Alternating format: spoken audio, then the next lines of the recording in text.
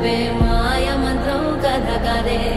చంటోళ్లను భయపెట్టే భూచోడి కథ కదే తాత ముత్తాతమ్మల భూతాల కథ కదే